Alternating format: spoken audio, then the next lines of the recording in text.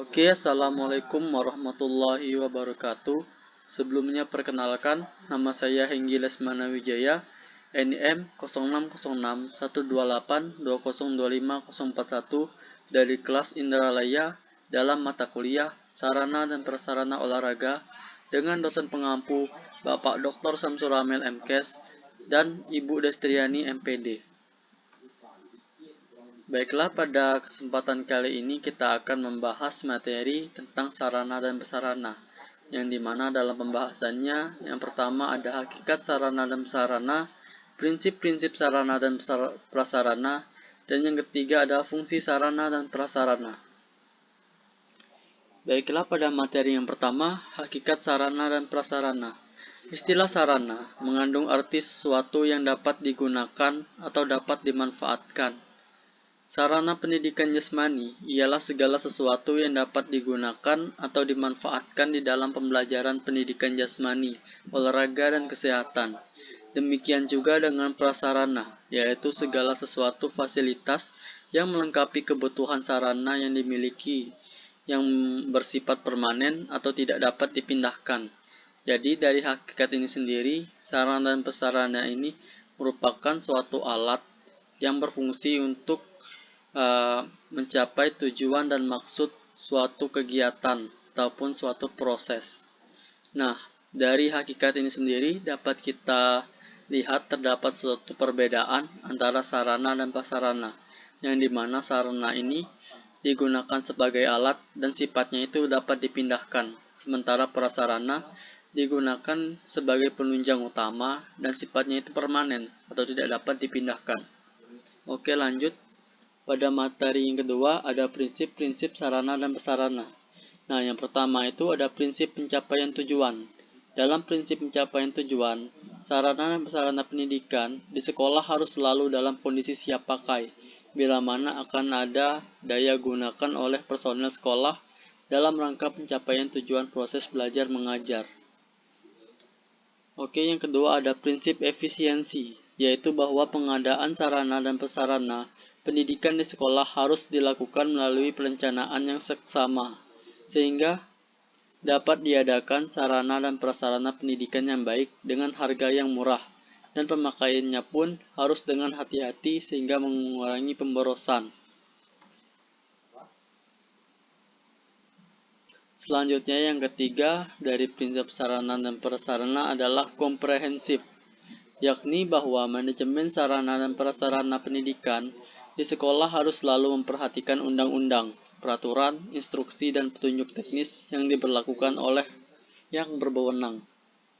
Selanjutnya yang keempat, prinsip kejelasan tanggung jawab, yaitu bahwa manajemen sarana dan prasarana pendidikan di sekolah harus didelegasikan kepada personel sekolah yang mampu bertanggung jawab. Apabila melibatkan banyak personel sekolah dalam manajemennya, maka perlu adanya deskripsi tugas dan tanggung jawab yang jelas untuk setiap personel sekolah.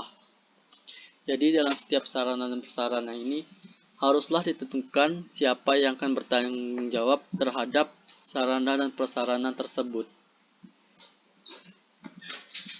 Selanjutnya yang kelima ada prinsip kekohesifan. Prinsip kekohesifan yakni bahwa manajemen sarana dan prasarana pendidikan di sekolah itu harus direalisasikan dalam bentuk proses kerja yang sangat kompak. Oke, selanjutnya ada fungsi sarana dan prasarana. Nah, dalam sarana dan prasarana ini terdapat fungsi utama, yang dimana yang pertama yakni menciptakan kenyamanan. Jadi, sarana dan prasarana ini haruslah dapat memberikan kenyamanan bagi penggunanya. Yang kedua, menciptakan kepuasan. Sejalan dengan dapat menciptakan kenyamanan, sarana dan prasarana ini haruslah dirancang dapat memberikan kepuasan kepada sang pengguna, baik itu dalam kegiatan olahraga, pendidikan, maupun produksi. Nah, yang ketiga, mempercepat proses kerja.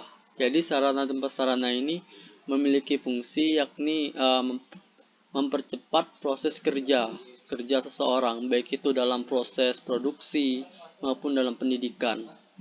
Yang keempat yakni memudahkan proses kerja Nah, sejalan dengan mempercepat proses kerja, sarana dan prasarana juga haruslah memudahkan proses kerja. Sebagai contoh, dalam kegiatan pendidikan, adanya sarana dan prasarana yang memadai seperti kursi, meja, papan tulis. Tentunya itu akan memudahkan pihak guru dan siswa untuk melaksanakan pembelajaran di kelas. Selanjutnya, yang kelima, meningkatkan produktivitas. Jadi sarana dan prasarana ini bertujuan agar produktivitas setiap orang yang menggunakan sarana prasarana ini meningkat. Jadi ada daya kreasi yang timbul karena sarana dan prasarana yang telah memadai. Kadang pada era sekarang ini banyak sekali orang-orang yang kreasinya terhambat karena sarana dan prasarana yang kurang mendukung. Terus yang keenam, hasil lebih berkualitas. Nah, dari penggunaan sarana dan prasarana ini haruslah dapat menghasilkan hasil produksi yang kualitas. Jadi, sebaik-baiknya sarana dan prasarana adalah sarana dan prasarana yang memadai yang dapat digunakan. Nah, selain dari fungsi utama tadi, terdapat juga fungsi yang lebih mendetail dari sarana dan prasarana ini. Nah, yang dimana sarana ini berfungsi sebagai alat yang digunakan untuk mencapai maksud dan tujuan. Sementara prasarana berfungsi sebagai penunjang utama terlaksananya sesuatu kegiatan atau produksi. Oke, selanjutnya ada peran sarana dan prasarana dalam pembelajaran.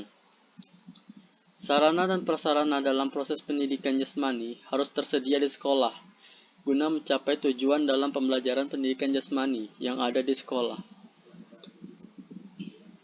Keberadaan sarana dan prasarana pendidikan jasmani sangat mempengaruhi cepat atau lambatnya siswa menguasai materi pembelajaran. Pembelajaran pendidikan jasmani kurang maksimal bila tidak memiliki sarana dan prasarananya. Nah, mengingat hampir setiap cabang olahraga dan pendidikan jasmani memerlukan sarana dan prasarana yang beragam. Nah, selanjutnya kebutuhan sarana dan prasarana pendidikan jasmani dalam pembelajaran pendidikan jasmani sangatlah vital. Artinya bahwa pembelajaran pendidikan jasmani harus menggunakan sarana dan prasarana yang sesuai dengan kebutuhan dan cara mengontrol ataupun cara pakainya. Sehingga sarana dan prasarana tersebut haruslah ada dalam setiap pembelajaran pendidikan jasmani. Jadi, sarana dan prasarana ini terutama dalam kegiatan olahraga sangatlah penting dan haruslah dipenuhi agar kegiatan olahraga tersebut dapat terlaksana, baik itu olahraga pendidikan, olahraga prestasi, maupun olahraga rekreasi. Tentunya memiliki sarana dan prasarananya masing-masing. Selanjutnya ada pengimplementasian pemanfaatan sarana dan prasarana di sekolah. Yakni di sini ada pengimplementasian di SD, pengimplementasian di SMP dan di SMA. Nah, untuk pengimplementasiannya pada jenjang SD, pemanfaatan sarana dan prasarana bertujuan untuk mempermudah proses pembelajaran, yang dimana pemanfaatannya pada jenjang sekolah dasar lebih mengarah pada penumbuhan kreativitas dan daya ingat siswa.